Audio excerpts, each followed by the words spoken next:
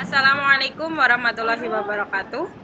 Waalaikumsalam warahmatullahi wabarakatuh. Ya, Waalaikumsalam warahmatullahi wabarakatuh. selamat siang kawan-kawan.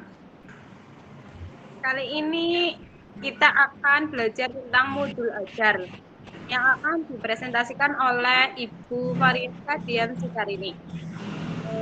Padanya waktu dan tempat kami aturkan. Oke, terima kasih Bu Alifa. Mohon maaf, ini dikarenakan koneksi di tempat saya agak kesulitan. Jadi ini saya minta tolong kepada Pak Yeyep untuk menampilkan slide-nya.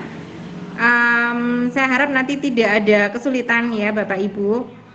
Oke, saya mulai aja. Jadi yang akan kita bahas hari ini adalah mengenai modul ajar. Di sini saya sudah siapkan slide yang kemarin sudah kita pelajari. Ini saya sampaikan hanya sekilas saja. Oke, jadi yang pertama yang harus kita pelajari ini adalah konsepnya. Konsep modul ajar ya. Mungkin sudah tampil di layar Bapak dan Ibu sekalian bahwa modul ajar ini adalah sejumlah alat atau sarana media, metode, petunjuk, dan pedoman yang dirancang secara sistematis dan menarik gitu. Jadi kalau misalnya modul ajar ini sebenarnya adalah pengembangan dari RPP ya, pengembangan dari RPP. Jadi mungkin kita sudah cukup familiar gitu dengan bentuknya, hanya mungkin ada beberapa bagian yang ditambah. Kemudian modul ajar ini merupakan implementasi dari alur tujuan pembelajaran yang dikembangkan dari capaian pembelajaran dengan profil pelajar Pancasila sebagai sasaran. Nah, kalau di RPP itu kan nggak ada profil pelajar Pancasila, tapi kalau dalam konsep modul ajar, profil pelajar Pancasila ini wajib untuk ditampilkan. Kemudian modul ajar ini disusun sesuai dengan fase atau tahap perkembangan peserta didik, mempertimbangkan apa yang akan dipelajari dengan tujuan pembelajaran dan berbasis perkembangan jangka panjang. Ini juga yang kemarin sudah kita bahas mengenai fase-fasenya, mulai dari fase A sampai dengan F gitu ya. Kemudian kita sebagai guru perlu memahami konsep mengenai modul ajar agar proses pembelajaran lebih menarik dan bermakna. Oke, mungkin bisa dibantu untuk slide berikutnya Pak Yayep.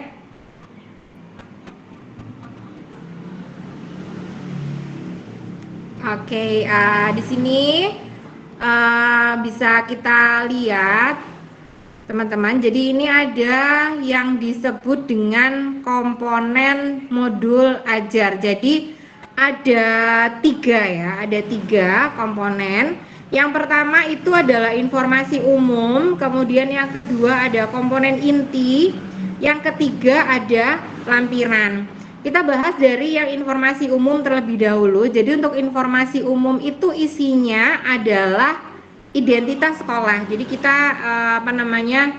mengajar di mana itu kita tuliskan asal sekolahnya, kemudian kompetensi awalnya, kemudian ada profil pelajar Pancasila yang harus kita cantumkan, kemudian ada sarana dan prasarana, apa saja alat dan bahan yang kita butuhkan dalam pembelajaran kita tuliskan di situ.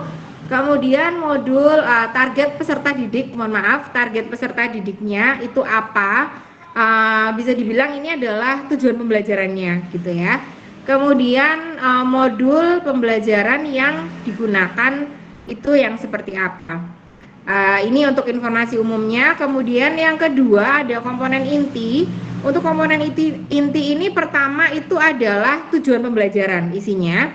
Kemudian ada pemahaman bermakna.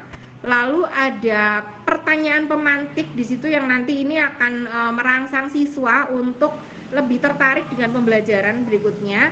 Kemudian ada persiapan pembelajaran, kegiatan pembelajaran, asesmen, pengayaan dan remedial, serta refleksi peserta didik dan guru. Ini adalah isi dari komponen inti ya. Kemudian yang terakhir ini adalah lampiran. Di dalam lampiran nanti kita akan menemukan yang namanya kita mungkin sudah familiar dengan LKS ya, LKS atau lembar kerja siswa atau lembar kerja peserta didik. Jadi di sini nanti isinya tentunya adalah latihan-latihan soal yang akan digunakan oleh peserta didik untuk mengetes seperti apa mereka dapat menerima pelajaran begitu ya. Kemudian bahan bacaan guru dan peserta didik ini kalau berupa teks ya. Kemudian ada glosarium atau daftar kata-kata yang sulit dan juga ada daftar pustaka. Jadi kita ambil materinya itu dari mana aja nanti kita tampilkan di dalam lampiran ini. Seperti itu ya. Oke, untuk slide berikutnya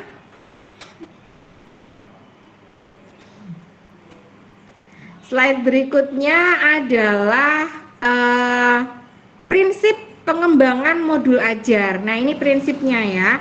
Sebelum kita menyusun atau membuat modul ajar itu kita harus memahami dulu kriteria apa yang harus dimiliki oleh modul ajar. Jadi di sini sudah saya tampilkan.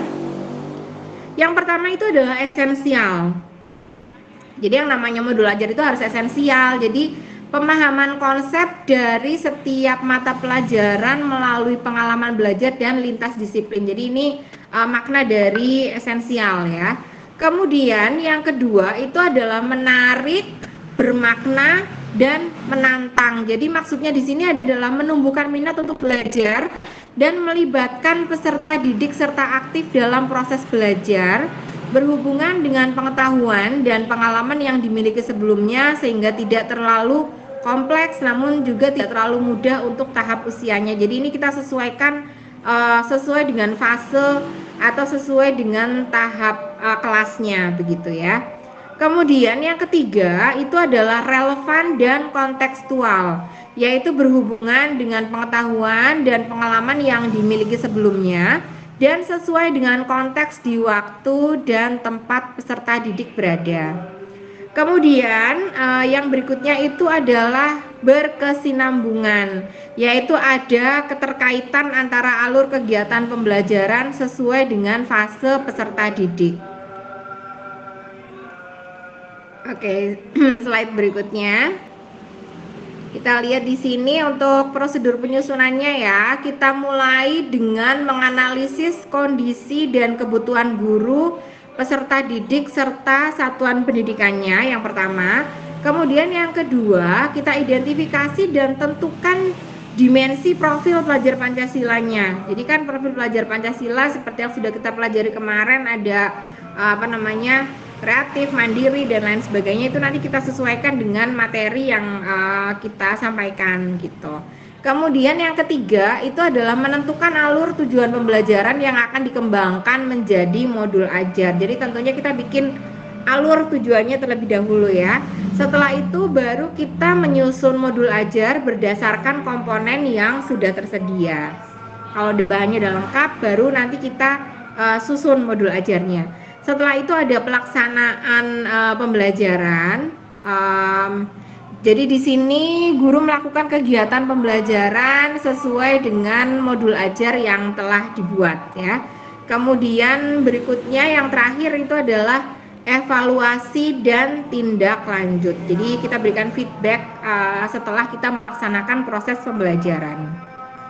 Saya rasa hanya itu saja yang dapat saya sampaikan. Terima kasih, mohon maaf jika ada kekurangan, dan silakan jika memang ada yang perlu ditanyakan terkait dengan modul ajar ini.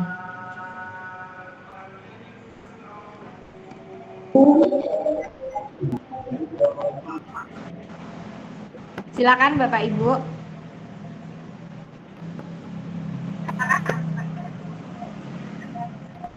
Ada yang mau ditanyakan mungkin? Halo. Halo. Kedengeran? Saya kedengeran nggak, Bu? Oke, mau Saya mau menanyakan bentuk asesmen apa yang bisa digunakan dalam modul ajar? Bentuk asesmen apa yang bisa digunakan dalam modul ajar? Oke, jadi untuk bentuk assessment itu kan ada 3 ya, ada 3. Jadi ada sikap. Sikap itu berarti hubungannya dengan profil pelajar Pancasila. Jadi bisa berupa observasi, kemudian penilaian diri, lalu ada juga penilaian teman sebaya. Jadi ini untuk yang bentuk assessment yang sikap. Kemudian ada lagi yang namanya assessment performa.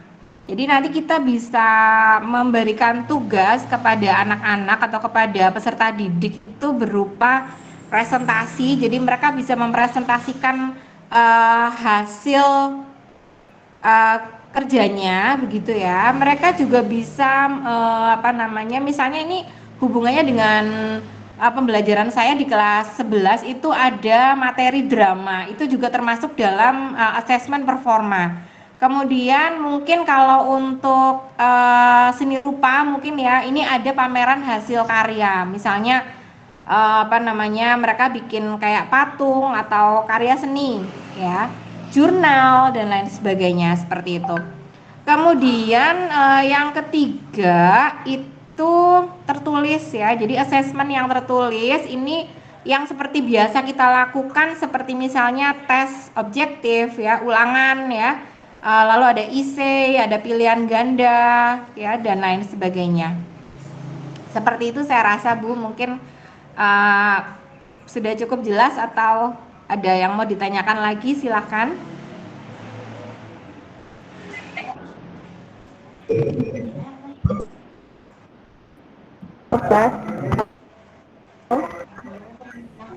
Cukup jelas Bu, alhamdulillah. Oke. Yang lain nggak ada yang mau bertanya lagi, monggo.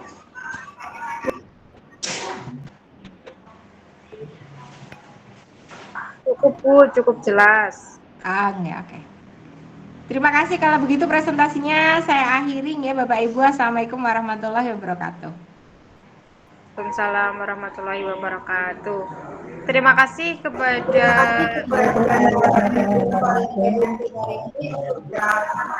pembelajaran tentang modul ajar. Semoga kedepannya kita belajar yang lebih kreatif, dan sekian pelajaran kita kali ini. Assalamualaikum warahmatullahi wabarakatuh. Waalaikumsalam warahmatullahi wabarakatuh.